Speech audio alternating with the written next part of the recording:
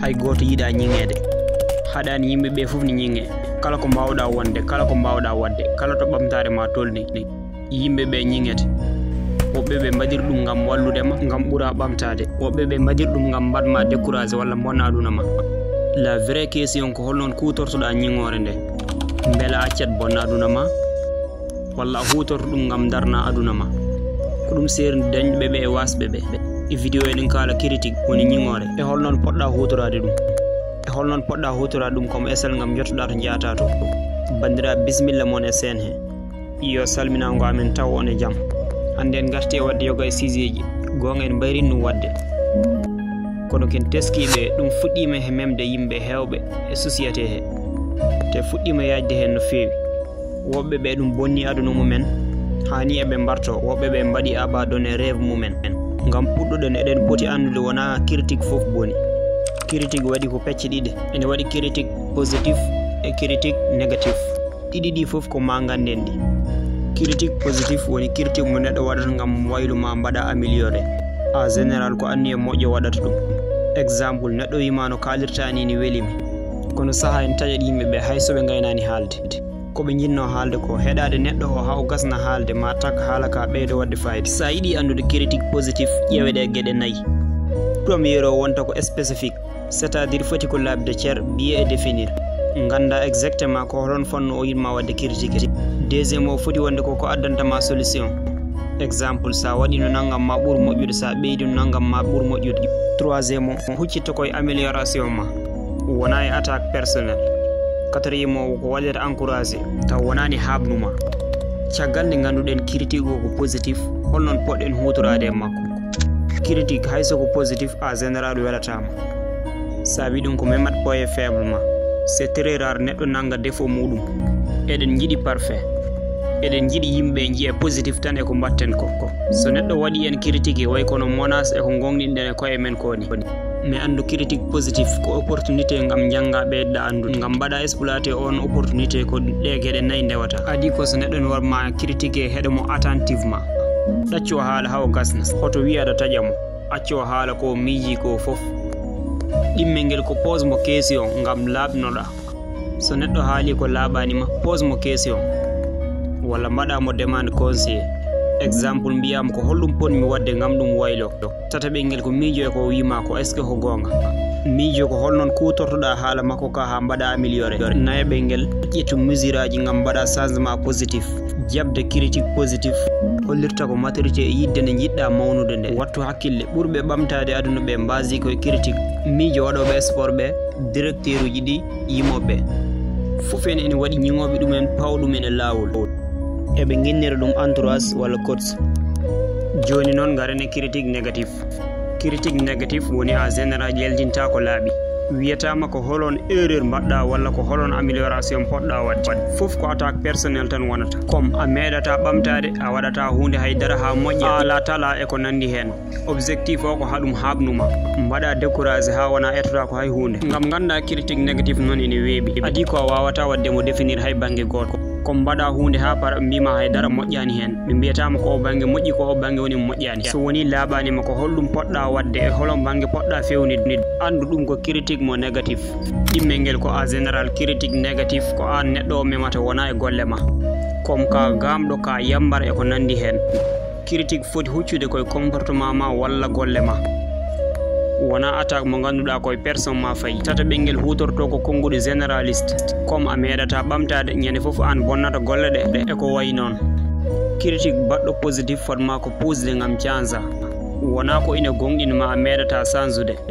nayi bengel ko addantama solution comme kala ha para mima nde yende mojjani be gaddantama e hunde ko laabi walla holnon podda waylirde dum jewe bengel addantama ko sentiment désespoir et encouragement exemple a medata wonde galo critique baddo positif wadete motivé ngam bada ko buri mojjude mo négatif onon wadete décourager complètement jeego bengel critique négatif ummoto koy ngagngu walla e kiram exemple kaari koko dañi sans tan bamti kono wana tala makko wana jamaragal fandare nyingore nde ko wadma blessé wana ina walluma en général ko ngagngu wadata dum walla négatif joni ngaren e ko ɓuri wadde fayde vidéo o holnon poɗɗa hutorade critique mo négatif. Critique mo négatif ɓuri mettude hutorade par ce que en général wonata juste ina wona gueɗe ɗe ganduɗa waɗanide walla ɗe gonani e ma gam kutoroɗamo noon ko adi ko woni ƴeew holon waɗatama critique e holko saabi mo wonma critique hoto waɗ ɗum affaire personnel andu ñigowomo ko woni e makko ko o haalata kona ko woni e mako. Exemple so neɗɗo wima meeɗata wonde millionnaire gueɗe ko ɗiɗi tan gadanel ngel omo jaggi o meeɗata wonde millionnaire kono omo jaggi o meeɗata ɗum wonde o wiyani kadi a meeɗata ɗum wonde ɗum ko gonɗingol makko ko woni e makko ko o haali wona ko woni e mako. ɗimmel ngel ko omo jaggi a meeɗata ɓamtade ɗumne kadi ko gonɗingol makko ngol o gonɗini e ma ɗum fiyodirani haydara ɗon ɗo a jaggani ko gonɗini ko. hono no mbirunɗen ni critique mo négatif waɗata ɗum ko sokor walla jalousie. sa ƴewdima waɗateɓe critique négatif o gurnam mabɓe haydara jagani hen comme gurnam mabɓe jagani noon ɓe mbawata wadde supporté gurnam woɓɓe ɓe ne weela kabgol mabɓe ngol ɓe juppata e woɗɓe ɓe. hoto jab neɗɗo mo gurnam mum welani ina bonna gurnam ma an. jaggu critique mabɓe o ko darogal tan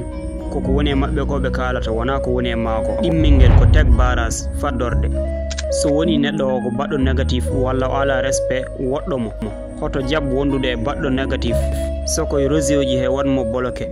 sabu ɓe daɓete énergie négatif so woni koɓe jiyataɓe ustu fréquentation ma e mabɓe andu fawdema barriére hakkude ma e woɗɓe ɓe wona wasdema teddungal wona wasdema kersa. ɗum woni ko wadde respecté hoorema eto yaadude yimɓe waɗɓe positif yimɓe wawɓe ma famde. hande enen yimɓe 8 milliards eko fawi e dow leydi holko saabi aɗa waɗa passé tama yimɓe bonnoɓe gurnam ma tata ɓengel ko hoto wat intéressé sa e mijoji mabɓe ɗi wona waɗoɓe ma critique ɓe foof jabotoɗa jabowol ngol jabotoɗaɓe ngol ene ɓeyda gueɗe ɗe ɗum saabi hewɓe ne mbaɗa attaque personnalité publique gam yidde siwde yoga e célibataire uji sahaji mbiɗa haɓana ɓe ɗum ɓe jiyat sans commentaire positif ɓe jabota ko hen hay goto ɓe jiiya commentaire goto négatif ɓe mbaɗa hen tamaɓe foof e jabade comme si on commentaire négatif ɓuuri wadde fayde keddiɗi ɗi. so neɗɗo waɗima critique pose mo keesi on yawfanmo beela jabade mo ina waɗani kam fayde so alanama fayde hoto jaabo sabu wona foof en mbaɗi mérité tama sabu pular en wiya so mbabba yaɓɓima yaɓɓitima ɗum on poti wattu hakkille critique négatif no mbaɗirɗa ɗum ignoré foof ene ɓeydo wasde sens nayi ɓengel ko eto ha gona neɗɗo porɗo enen yimɓe ko gañade en ko mbaɗɗen permetté ko natata e men ko a nannani e hoorema fotanima gañde woni critique aji yimɓe ɓe sa waɗani ɗum adopté e ma wawama gañde ɓamtu hoorema eto ha gona ɓurɗo forde e haalaji ɓe kalata e maɗi hoto jab haalaji mabɓe ɗi ina bonnanma ina yombini ɗacca neɗɗo waɗa contrôlé aduna ma no welira so welama goya so welama kaaɓa so welama ceka joyi ɓengel ko hutoro critique aji négatif ɗi positif ma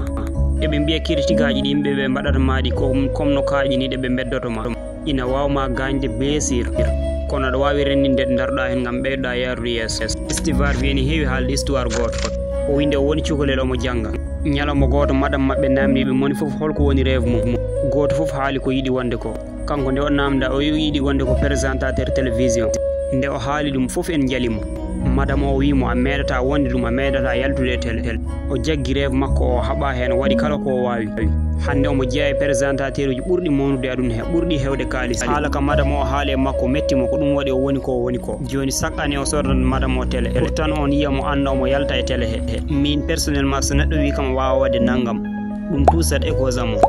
mami hollumo o juumi te mami waɗɗum o yiya so neɗɗo wima wawa wadde naggam wat kala ko mbawɗa gam kollamo o juumi so neɗɗo wima meeɗata ɓamtade wimo inchallah mami ɓamto kala ko wawi wonde so neɗɗo wima meeɗata wonde riche wimo mami holle mbiɗa wawi wonde riche encore une fois wattu hakkille neɗɗo mo mbawɗa wonde aduna he foof yimɓeɓe ma mbaɗe critique woɓɓe ɓe ne wawi mbaɗir ɗum tawa ko walludema woɓɓe ɓe ne mbawi tawa mbaɗir ɗum ko pour bonnandema ine waɗi ɓe ganduɗa ni pijirat ɗum ala hay goto gurɗo dow leydi mo waɗata critique kala ko mbawɗa wonde yimɓeɓe hay Allah tagɗoɓe woni daɗaniɓe so neɗɗo waɗima critique ƴeew ko mbawɗa janggude hen so ɗum waɗi ƴettu ɗum beela ɓamta hoorema so woni ala ko ɗum wawi nafdema jokku e lawol ma te hoto yeccito bandiraɓe hande ko ɗo min kaddata e mon e vidéo he mi sifti noon formation aji ine continue woni formation Ali Baba o walla jangde pular ne oɗon mbawi wadde min signalé ɗiɗo numéro aji min cifti noon mbaɗon abonné sen he mbaɗon partagé mbele woɓe mbawa naftorade hen mbaɗon aimé vidéo o ha samedi inchallah.